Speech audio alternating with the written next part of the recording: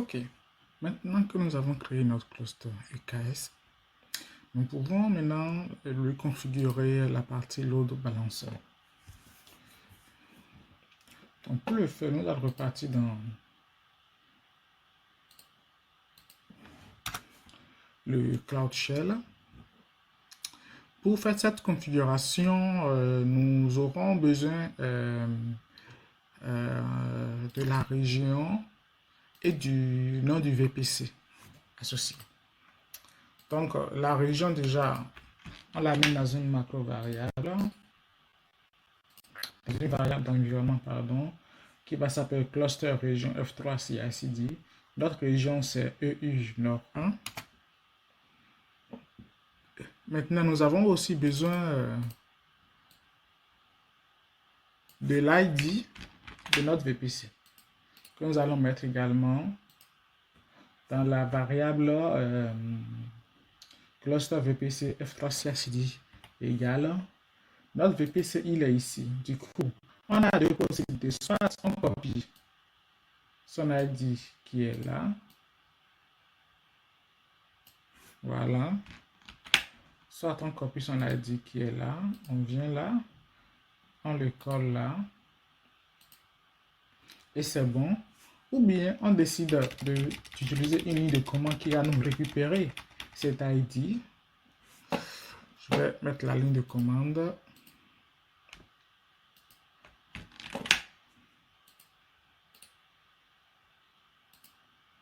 Voilà. On lui dit de récupérer la description du cluster. Le cluster est le name qui s'appelle EKS Cluster F3 CICD. La région du cluster, on donne la région. Query, maintenant on fait une recherche à l'intérieur. On cherche la ressource VPC configure et on récupère le VPC ID qu'on envoie dans un output test là. Du coup, quand on exécute ça, et on fait un écho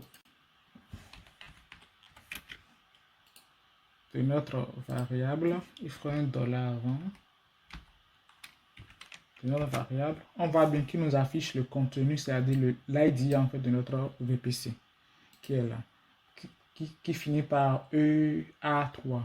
On vérifie si c'est bien ça, finit par EA3. Oui, c'est bien ça. Il nous a bien récupéré l'ID de notre VPC.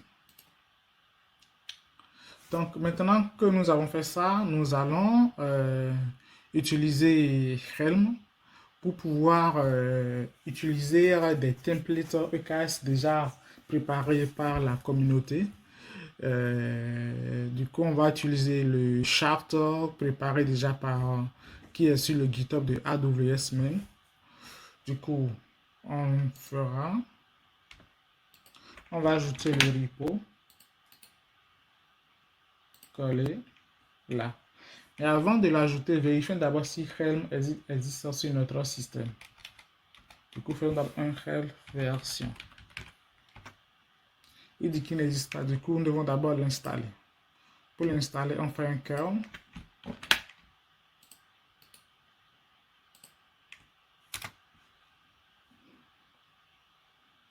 Voilà. Et on refait Helm version pour voir est-ce que cette fois-ci il est présent ou pas. Oui, cette fois-ci, il est présent. Maintenant qu'il est présent, on pourra maintenant ajouter le repo.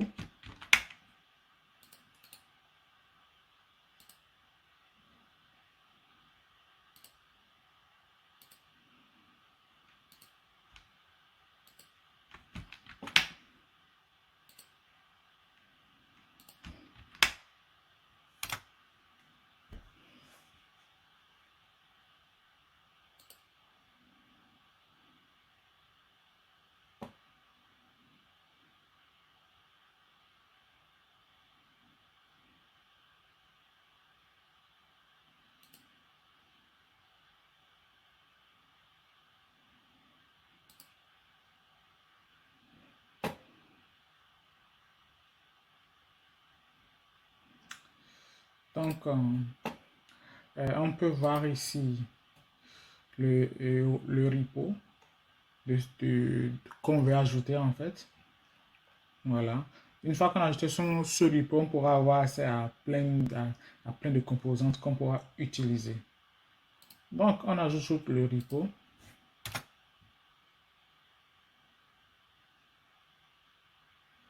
OK. On met à jour ensuite le repo en faisant un update.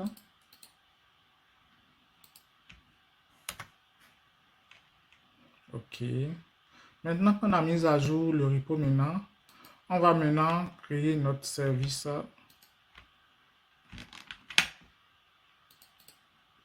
de load balancer.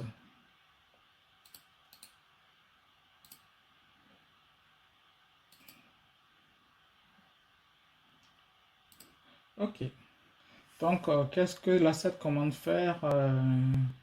Elle utilise le load balance, elle installe le load balancer contrôleur en se servant du Helm qu'on a utilisé en haut là, cette option-là. Et puis là, on lui met les paramètres qu'on veut, le nom du cluster, le service à compte, la région, l'ID du VPC de notre cluster. Voilà. Et le nom de notre service à compte pour le load balancer. On valide.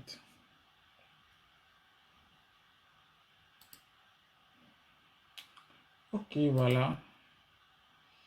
Il a fini d'exécuter notre commande. Et il nous a bien dit que le load balancer contrôleur a bien été installé. Ok, ça c'est bien. Maintenant que nous avons notre load balancer contrôleur qui a été installé, et ça, en fait, qu'est-ce que ceci va nous permettre de faire en fait? Ça va permettre à notre application, lorsqu'on va vouloir le déployer, et on va lui demander de nous créer un load balancer, ça va lui permettre d'aller nous le créer directement. En fait, cette commande n'a pas créé en fait le load balancer, mais il a installé un service en fait qui va permettre à notre application, lorsqu'on va le déployer, de pouvoir créer un load balancer et de s'y connecter. Du coup, c'est ce service que cette commande nous a permis d'installer ici. Parfait.